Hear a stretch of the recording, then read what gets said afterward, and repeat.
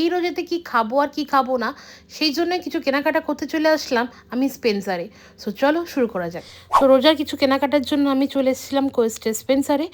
আর স্পেন্সারে এসেই প্রথমেই আমার নজর যায় আনহেলদি জোন, মানে হচ্ছে কোরিয়ান নুডলস জোন। সেটাকে আমি স্কিপ করে চলে যাই সিডসের দিকে, যেমন sunflower seed, pumpkin seed, chia seed.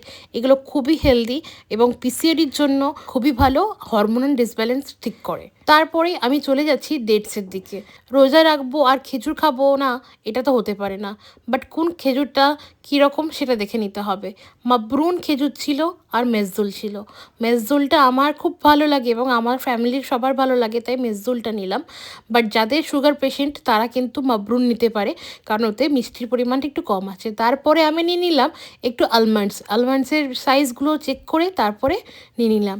Next আমি নিয়েছি সেটা হচ্ছে ব্রাজিল নাটস। এটা থাইরয়েডের জন্য খুবই উপকার, যাদের থাইরয়েড আছে তারা এটা খেতে পারে। তারপরে একটু রাগি, বাজরা এইসব নিলাম, নিয়ে চলে আসলাম স্পাইসেসের দিকে, বিকজ ম্যাজিক ড্রিঙ্ক তো লাগবে।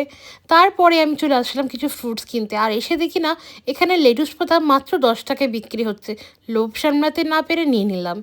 তারপরে কিছু ফ্রুটস নিলাম, যেমন চেরি, স্ট্রবেরি, ব্লুবেরি। আমি ভাই এত বড় লোক না যে সব ফল এখান থেকে নেব।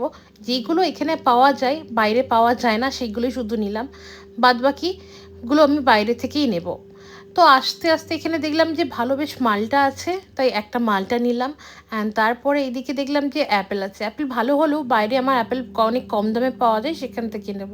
তারপরে দেখলাম আনারস পাওয়া যাচ্ছে, নারকেল পাওয়া যাচ্ছে, আর আমার পাপার খুব প্রিয় বেল। উনি স্পেন্সার থেকে কিছু কিনতে পছন্দ করুক আর না করুক, এই বেল যদি যত দামি হোক না কেন উনি কিনে নেবেন।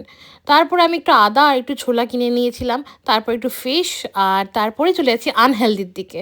সো ফার্স্টেই আছে এই যে ড্রাই ফ্রুটসগুলো, মানে কালার করা, সুইট দিয়ে কোট করা ফ্রুটসগুলো বিক্রি হচ্ছে।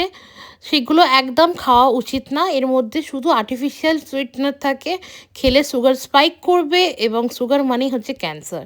তারপরে আসছি এই পাউডারগুলো, যেগুলো আমরা খুব মজা করে খাই কিন্তু একদম খাওয়া উচিত না।